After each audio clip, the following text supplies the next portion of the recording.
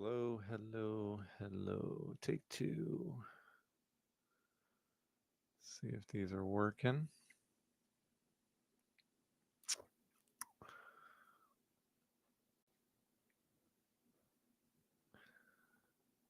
Ba, ba, ba, ba.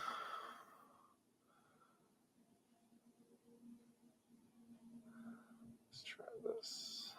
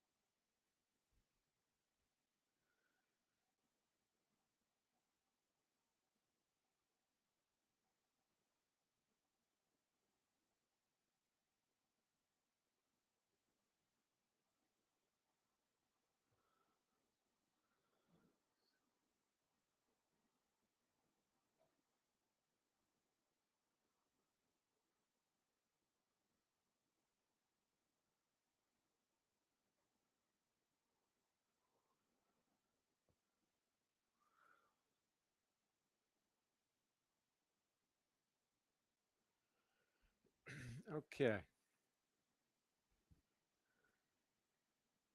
All right, everyone. Welcome, welcome, welcome. My name is Justin Harris. Welcome to Monday Musings. Sorry for the little delay. Had to reset the internet. All right, Monday Musings. What they're about.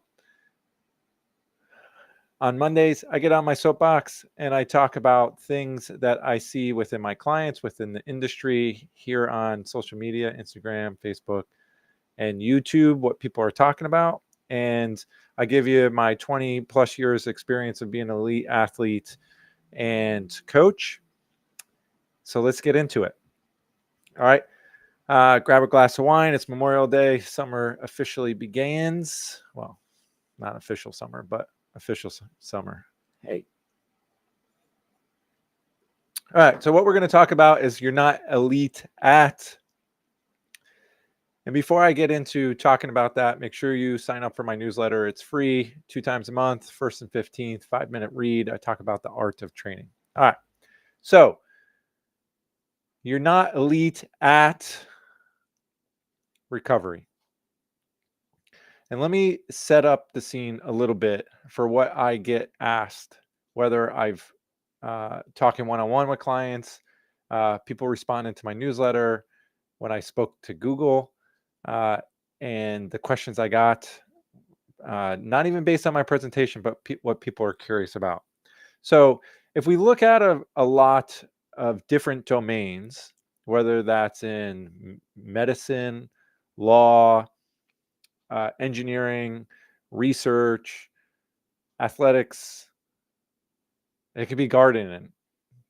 All right. It doesn't matter what it is, but to be elite at something generally means you have to stand out above everyone else. All right. It's kind of the poppy syndrome. All right. And it's easy. People know who's there, what's up. There's a certain kind of ability to execute that is far superior. And that's what I mean by elite. And so when I say you're not elite at recovery, I want to get into why that is specific to endurance athletes and the questions that come up constantly. And so, what I mean by you're not elite at recovery is most people are asking me questions about, what supplements should I take? Or what high intensity workouts should I do? Should I take creatine? Should I take nitrous oxide? Should I take ketones? I'm gluten free. I'm vegan.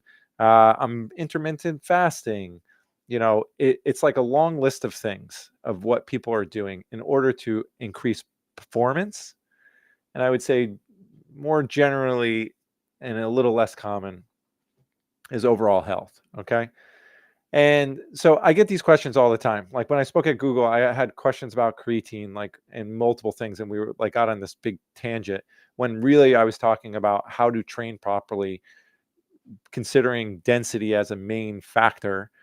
And I use a scenario of you have a certain amount of budget to spend on the week. Certain days are high budget days.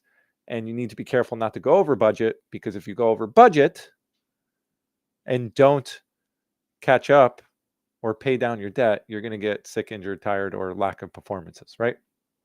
So often I come back to this concept of elite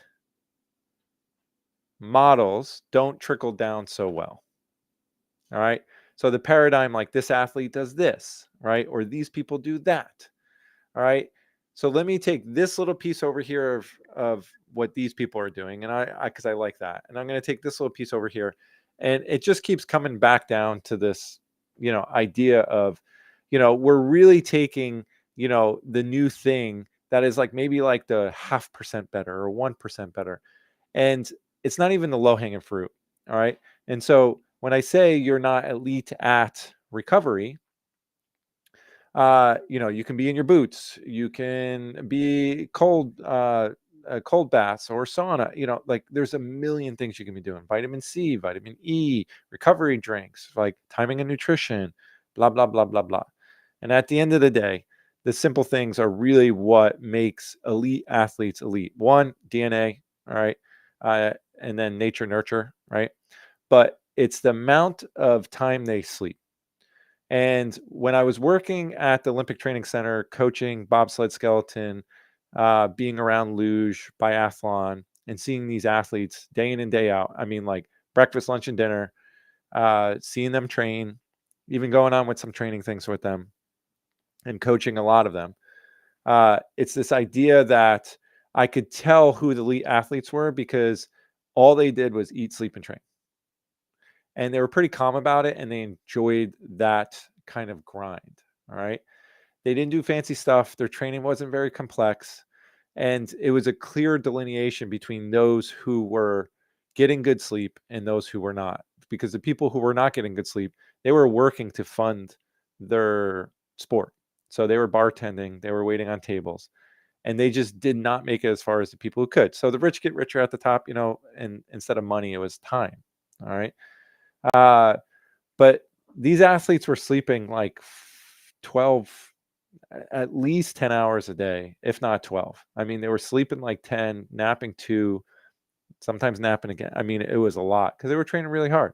All right. They were training about 5 hours a day. So it'd be like 90 minutes, 3 hours, 2 hours for a sprint session, maybe some technical work, then going to PT or Cairo or stuff like that. And then they would go to eat lunch, maybe a quick nap, and then they come in the weight room and lift for 2 hours. Now, those are speed and power athletes, but it goes across the board, right? So if you're not getting more than, I would say 7 hours of sleep, then you can kiss all these other things, essentially goodbye. Now, well, Justin, because I don't get sleep and I cannot change my schedule, then won't those things help me? Like, kind of like putting lipstick on a pig. Sure, it'll help a little bit, but it masks the underlying problem, which is stress and recovery. If you have a super stressful job, there's not many things you can do, but who are you hanging out with, who are you spending time with, do you set boundaries outside of work, right? And can you reduce your training budget because you don't have more budget and people don't want to do this, right?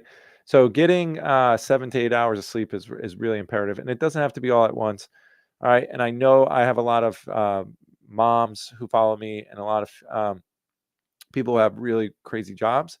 And so, yeah, there's limitations, but how I get those athletes to perform is not by doing more, it's by doing less. It's pulling the reins back and getting them on their budget. All right. And when life starts creeping up or work starts creeping up and it starts taking away from the training budget, we take away from the training budget in ways. So it's something to think about. So when people start asking me, well, like I see the elite athletes doing this. Okay, well, let's start with the number one thing that elite athletes do. And elite, in any endurance sport, whatever, they're sleeping. So if you're not sleeping, all right, you're not going to get as much benefit out of these, like things up the chain that they're doing to eke another little bit of 0.5% or a performance, or there's $1,000,000, thousands of dollars, hundreds of dollars on the line. Not for us, right? So we kind of end up burning the wick at both ends. So I wanted to talk about that quickly. Thanks for people who are jumping on. I'm curious what your sleep looks like, your average sleep. Just chime in with what your average sleep is. And I'll say your Garmin's and sleep trackers aren't the best at recording that. But you could use it for a rough idea. How I do it is I just count. I just like what time last time I remember looking at my watch, and then when did I look at my watch again, and I calculate that and I keep that in my app that I'm going to share with you guys pretty soon. There's some things I have to tidy up with it using subjective measures. But anyway, curious about how many hours of sleep you get, how you deal with your training budget when sleep is down. Do you change anything? And how many times are we looking at what the elite athletes are doing for eking out little bits of performance? But have we lost sight that they do the basics better than anyone? That includes sleeping well, includes eating well. And when they don't eat well, yeah, it only lasts so long. So Claudia, 7, 8 hours. All right, good. What's up, Kel? What's up, Suzanne? What's up, Claudia? Two Claudias. Or maybe this is a different Claudia. Oh, yeah, we got multiple Claudias. Single Track Collective. What's up? What's up, Callan? What's up, Donna? Kim, what's up? How you guys doing? Try to get 7 hours. I didn't say what you try to do. I asked you what your average was. Because I try to get 9. But very rarely do I get 9. 9, 10, depending on if I can make it by 8 p.m. to close my damn eyes. Yep, usually around 7, Kel. What's up, Kelly? Hope everyone enjoyed their Memorial Day. I don't know. It was like been raining all weekend for us, but around noon it got clear and the sun came out. I went for a bike ride. My wife went to, like I can ride on this rail trail and get off right where my wife rides her horses. And I've gotten so many like slits in my tubeless tires, and I ran out of plugs. And yeah, I had to sit at a pizza shop and drink some Stellas while I waited. So I know that was hours ago. All right, my average is 645 to 650. That's very precise, Callan. What's up, Caroline? So we're talking about you're not elite at, and I'm being a little clickbaity, but recovery, right? We want to talk about like what the elites are doing in whatever discipline or sport. And if you ain't getting sleep, it's really hard to perform at the top level and certainly consistently. Can you do it for a little bit? Yes. But the clients I work with from top to bottom over the years, even when I worked with Olympians, future Olympians, Olympic medalists, future Olympic medalists, and bobsled, skeleton, luge, like the ones who got sleep and just were more relaxed about things. I mean, they were just super consistent, and sleep was a big part of it. They didn't overbook their schedules too much. And it's the ones who were really like myself. I was in that boat. I had to scrap, I had to work. And finally, when I was just like, hey, like I'm all in, 2012, signed up for Ironman. I almost quit. I almost was like, I'm done. I was just really overwhelmed and working and stuff. And I just said, I'm going to take this summer. I think I got behind on rent a couple months. And I was just like, I just need to see what I can do. And I just ate, slept, and trained, and fucking monster opening for Ironman. I went 9:03. Unfortunately, that was not in the money. And I ran a 3:05 marathon off the bike.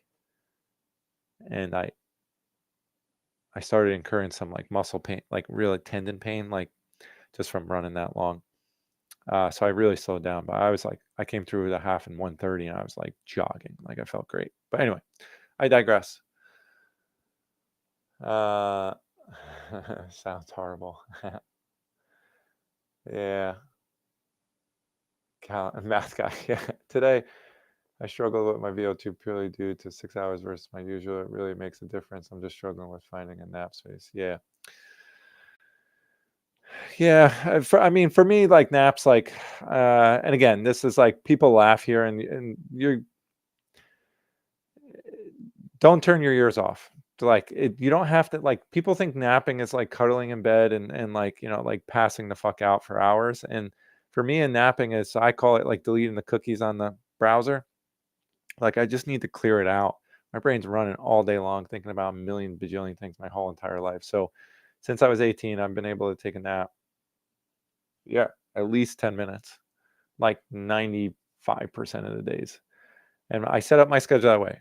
Okay. I'm not making $1 million a year. I'm not hustling, it's so insane 80 hours a week. I'm not doing that. I know people who choose to do that. That's fine. It's a choice. But when you want to perform, right? And the clients that I work with, they're wondering why, like things aren't going as well. I plant the seeds a lot there, right? But a nap can be super short. You don't actually have to fall asleep. You just need to relax for a little bit. And as my aunt would say to trick me, she's like, why don't you just rest your eyes a little bit? And then before, I remember being like 10 on vacation or 12, and she's like, just rest your eyes. And we'd all pass out. So, yeah. Oh, I mentioned drinking Stella's in a pizza shop must have been rough. Yeah. I was in bike gear. People were like staring at me, but I had a couple slices of pizza, a couple Stellas, and I was like 90 minutes. I had to wait, for my wife to come pick me up. I mean, I could have called someone else, but it was like nice out. So anyway, I digress. But yeah, we're talking about, if you want to be elite at something, right? You got to make sure you really have your systems in place. And part of being consistent is not really motivation, it's having good systems and commitment in place, right? And so sleep is like the biggest part of that. And every time I get people asking me questions, I'm like, if you're not sleeping, like first spend like every 15 minutes on that, like averaging 15 minutes more a week matters. Like I remember sitting down with multiple sleep specialists at USA Bobsled and Skeleton, researcher that came to the college I was working at. I had lunch with him and asked him some of these questions like college kids. And so he found that if you wake up at the same time every day, that's more important than getting 8 hours of sleep, especially for college kids, because of circadian rhythms, right? And so because I always found that like if like I woke up at different times and got 8, I would be really groggy, at different times. But when I wake up at the same time every day, roughly within a half hour or so, like I felt much better. And I've been doing that for over a decade plus now. This 5:20, my alarm goes off softly, and I don't jump out of bed, but I'm awake. So rest of my eyes, I won't get back up. All right. What's up, Suzanne? What's up, Neil? What's up, Roberto? So yeah, if you want to be really good at something, you have to, especially endurance sports, you have to be able to recover. And I would say elite athletes are elite recoverers, is what I was going to say when I post this. But elite at recovery, the ability to recover is really what it is. And sleep is the number one thing. Nutrition is the next thing. All right, hydration's in there as well. And so these are things to think about. So I'm curious. What's up, Jim? Um, and again, I'm not saying it's easy, right? But these changes to be able to get 15 minutes average a night, 15 minutes a night average more, like for a week, that doesn't sound right. To get average 15 minutes more a night, there we go. I like that better. Makes a difference, right? And it seems subtle. So just relaxing a little bit. So putting the phone down, getting the big lights off, because it simulates the sun, right? Getting, ambient lighting on, putting the phone down, not watching something stimulating. Yeah, just kind of relaxing there. What's up, buddy? What's up, Maddie? So yeah, curious how many hours of sleep people get here. And again, when I worked with elite, Olympians, Olympic medalists, they got a ton of sleep, and they kept things. That's it, Kelly. You got work tomorrow. All right, keep that average up. And seriously, it's just a accumulation of a lot of little things. I'm not saying I don't believe in creatine. I use it, but if you're living on several cups of coffee, yeah, there's adjustments to be made. So I got a little Gewürztraminer from Cuca Springs. It's yummy. Curious to what people did on Memorial Day. For us, it rained a ton all weekend long, like a ton. And it was cool. It was like in the low 50s. So I did a lot of napping, actually. And I shifted some calls around to make sure I actually got the day off. And it was nice. It's not often the case.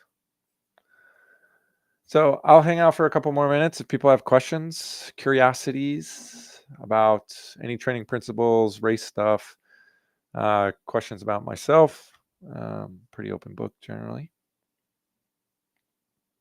Curious what races people have coming up, what you're training for, how many hours of sleep do you get, stuff like that. Oh, Suzanne, day one, Berlin training, easy 9. Interesting. So that means you're doing a 20-week program or 18-week, or I forget. Are you doing the Team Lopers one?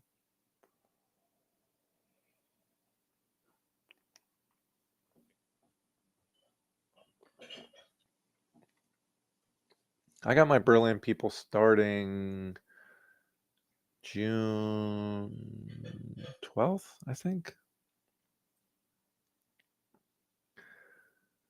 June 12th. I go 16 weeks. Oh, yeah, the 18-week plan. Yep, that makes sense. 2 weeks. So average 5 to 6 hours of sleep. What puts you down there? Have a tough time falling asleep, staying asleep? Yeah, 18 weeks advance. Yep, that makes sense. And are you always dealing with any like injuries, little niggles, things that are bothering you? Do you feel fresh all the time? Do you feel exhausted all the time? I'm just curious, Suzanne.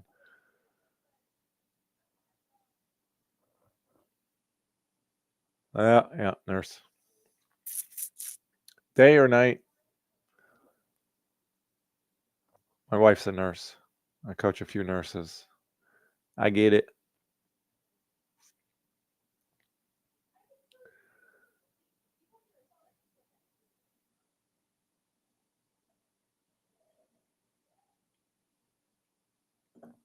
Roberto 6. I mean, some people naturally are down there.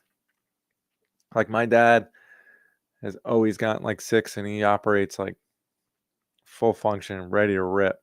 But I think some people use that a little too much. Like, oh, it's just it's like, I, I'd be, I'll say this. There was a research done at Stanford where they took a lot of the athletes and teams and asked them to make sure they got 10 hours of sleep. And so most of them were getting about 8. So they said between the sleep at night and the next day, you had to get 10 hours. So they had a nap and all this stuff. And the men's basketball team, which I think at that year made like a quarter, like Sweet 16 run. Now Stanford is not like you know, like the athletes don't get really special treatment. Like there's papers dues and stuff like that. I had a friend run for them. And what they noticed is by the end of the season, the team that team all like slept 10 hours, and their free throw percentage went up by 9%, and their field goal, so 3-point percentage, went up by 9%, which is crazy, right? That's like a motor skill, a multitude of things, but their shooting went up, right?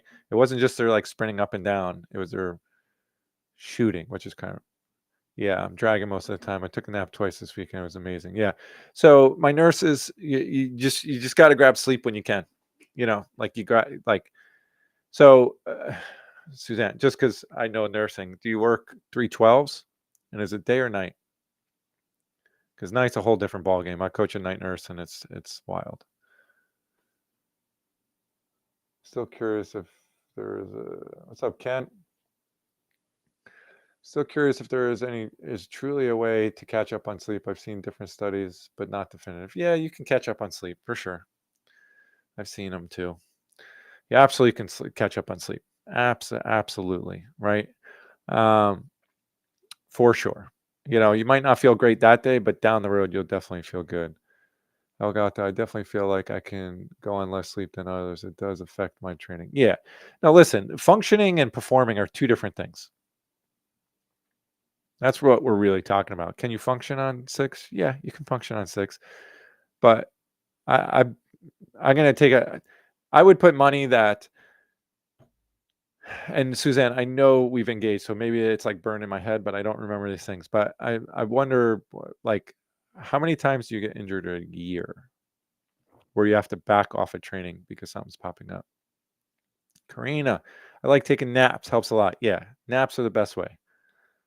I work 9 to 9, but usually get stuck there until 10 or later. Okay, yeah. Yeah, that's a shitty shift because 7 to 7. Well, I mean, it doesn't matter. It's 12 hours, right? 7 to 7, 8 to 8, 9. 9 to 9, whatever it is. Um, Later, I just talked to a gentleman who's an air traffic controller at Newark Airport, and so it was like he goes 2 week stints and then he's off a week, but it was like 7 to 5 or something, and then the next shift is like 2 to 11. So he's got to do a week at each of those, and then he's home. So like in those times, you're not going to get a lot of sleep, and that's when like you should back off training a little bit. Definitely get injured once a training session. Yep, and that's why. So I'll just say this, and I'm not picking on you, Suzanne. You're engaging and you engage every week, so I feel like I can do this. Be careful with the advance plan. That's it. You're better off to get to the race feeling frisky and ready to go than to getting an injury and then having to milk it in, kind of milk training for a while. Like you want to be on the healthier side. You'll be able to do some, and you'll be able to perform better. So back off when it makes sense. And is it like random shifts? Is it same shifts all the time? And these are the questions, right? You don't have to answer them, but you know, my wife and other people that I coach, it changes all around. Like when I was working with Karina a bit, she had a little bit more flexibility, but I have a lady who's night nursing. So like if she's on, 4 days in the week, it's like, by, so the first night, like she can train before she goes to work. She can work 7 at night to 7 in the morning. And then she can like get in her training and then go to sleep the rest of the day. And then after that, it's like I kind of have to back up. I feel like the 22-mile long run always gets me. Yeah, so don't do it. Like that's where, you know, if it always gets you, don't do it. I think 22 can be risky. It's the reason why it's called the advanced plan, because it's advanced, but maybe you're advanced in some areas and got to pull back in some others, right? And that's where like one-on-one coaching and stuff comes in. But anyway, I digress. I mean, then just do 20 or 18. You can keep everything else there, but I get up at 5 or 4 and get my miles in before work. Yeah. Yeah. Yeah. So 3 12s. Yeah. So anyway, yeah, just don't force it. And that's the hardest thing to do. But curious if anyone has any other questions. Suzanne, you can keep asking questions if no one else is. This is a free for all. Ask whatever you want. I'm going to stay on for like another 10 more minutes. But talking about elite at recovery requires sleep.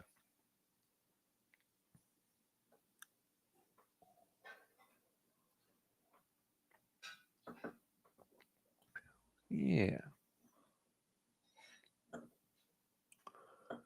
Like if I get less sleep, so say I get like a sixer, like 6 hours or a four. Honestly, it's like when I go to New York City, because I have to wake up early. It takes me like 90 minutes to get in. And if I have to be there at 9 in the morning for something, um, I'm like up at 4:30 and out the door by like 5:30. If I leave at 6, it's just mayhem. So anyway, long story short though is, I'll come back and I'll try to take a nap. And then the next couple of days, I'll just be mindful with training. That's it. So anyway, Claudia, what about breaking up that 22 miles into 2 runs in the same day? Sure, you could, but I think singles are better than doubles. Because if you've ever done doubles, like the second run just sucks. It's like, no, you don't get the same benefit of a 22-mile run because you basically shut down things metabolically and then you have to like reboot them up. So, so the first way to like start getting some volume. So it comes back to like training budget, which is really run by density. All right. So density of your training is, because I think you're new here, but this is good for everyone to hear. Density is the product, so multiplication of frequency. How many times a week are we training sessions? How many times a week are we running? How many times a week are we doing quality workouts? How many times, it's for all those variables, right? Times duration or volume of all those things, right? So how many hours a week are we training? How much of that is intensity, right? How much of that is VO2 max? How much is these are all the little pieces. This is like, those are all colors of pink, but there's pink and hot pink and salmon and fuchsia. Like it's just the nuance, right? And times intensity, right? And so when you move, you can play with 2 of those. So you can play with frequency and volume. So like if you add another day, you're adding more volume, right? But you have to tune down intensity. And so what ends up happening is like the first place that gets us some higher volume, especially in like endurance running in college and high school and college, is the safest way to do it is to break it up into two. It is, right? Like you're not going to be as fatigued, but I just found like it's like you got to schedule it, and like no one ever looks forward to that one. I'm telling you. And so I would do them, and so that's the safest bit. And then you do them in singles, right? I just found that I responded way better because also like recovery time, like right, you're trying to recover for the next one, then you got to do the next one. You don't feel great, and then you have like less time. It just ends up like you're constantly training. So I would be careful with those things. I did upside. Oh, okay, yeah, cool. Okay, I thought you said that, but when you said you were like started training already, I wasn't sure. Do you get the same benefit of the 22? No, that's what I was saying. So not really. Curious about in-person versus virtual coaching. How many of your clients are in-person versus virtual, and is there a type of athlete that truly benefits from more in-person coaching? None of my, I don't coach any person or any athletes in person anymore. I've had different, let's say, chapters of my coaching career. Um, for endurance training, it's like, like if you're doing workouts with someone in person, and whatnot, there's like some nuance and benefit. I mean, this is why I host camps to like training camps to try to like get around my clients and have other people and just like kind of see what's going on. So like, hey, like talk to me when I hear them talking. I'm like, what's your heart rate at? Okay, like it's this, right? And I hear them breathing like, hey, we need to pull it back. Well, I'm running so slow, right? And I can have those conversations. But because I have the experience, I'm not trying to sell my book here, but like if you started with remote coaching, I think you missed some nuance of that you would get in coaching in person. But having trained with coaches, when I was in high school and college, and then being self-coached for like 6 years of triathlon stuff, and then coaching in person for like 15 years, I can kind of read the tea leaves on the data a little bit. And some of my clients can like chip in. Like I can read athletes pretty well from comments or how they say hello. Right. And so a person who benefits from in-person coaching, I would say it would be more from like a technical, like form technique standpoint. Um, but I think like remote coaching, I'm not trying to talk my book. Like I can see a lot and I can do quite a bit from remote, but that doesn't mean everyone can do that. Kipchoge put his schedule up last week and I was amazed. Truly less is more. Yeah. Yeah. The second run hurts. It's generally flat. Yeah. Yeah. You got to be careful with this stuff. So I stopped training with the 2-a-day runs. You lose the quality. Plus my coach is not a fan, which helps. Yeah. That's me. Yeah, I'd rather do things in singles or the double, like we can do it on the bike. So we can get things, we have like 3 pillars of training, that I'm trying to like load. So think like columns and Greek times and Roman times. And so we want to load up those pillars. First one's musculoskeletal load, which running is the highest load on the body, right? Running. Then we have metabolic load, and then we have mental load, right? And so coaches, we're manipulating all these kind of these 3 things in different ways, right?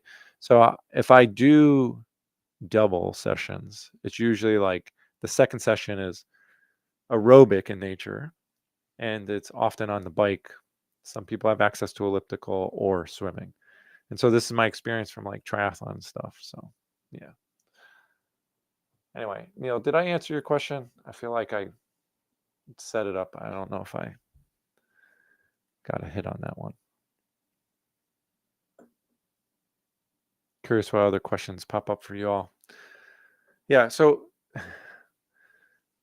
I can ad lib here, but yeah, I don't love running over 20 miles for the marathon. I've seen too many people get it be the session that puts you over the edge, like so many times.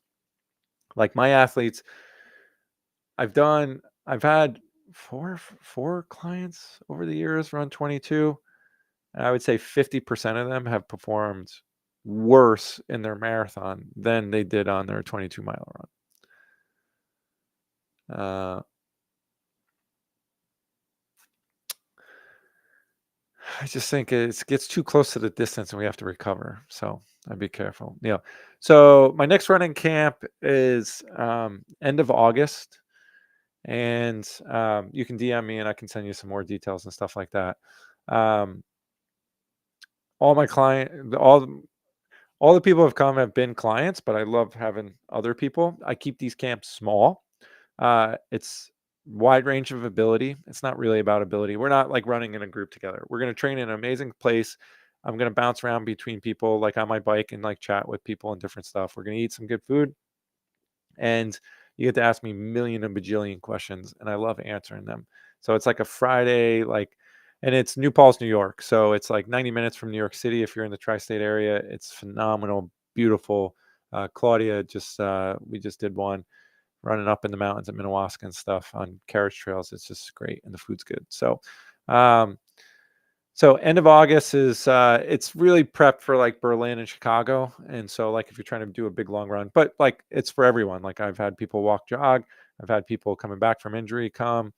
Uh, yeah, but I try to keep them small so we get to know each other, and we all can like sit there and have a drink and eat and have a good time and like really like ask ourselves questions instead of like 20 people at a giant table and like whatever. Um, but yeah, and that's it. Yeah, I only do right now. I'm doing two run camps and two bike camps, um, and it's not really like a. I really don't walk away with that much money after I like paying for dinner and stuff. So all right, night night.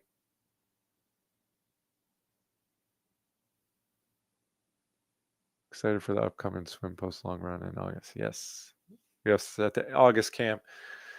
There's a lake, and so we jump into this lake, and Claudia was there before the lake was open. So, all right, appreciate you, Suzanne. All right, crew. I'm gonna bounce myself. Hope you guys enjoyed your Memorial Day, special day, memorializing those who've fought to keep our country the way it is. As great, medium, and awful as it is, still America, man. Still a beautiful experiment. All right, see y'all later. Adios.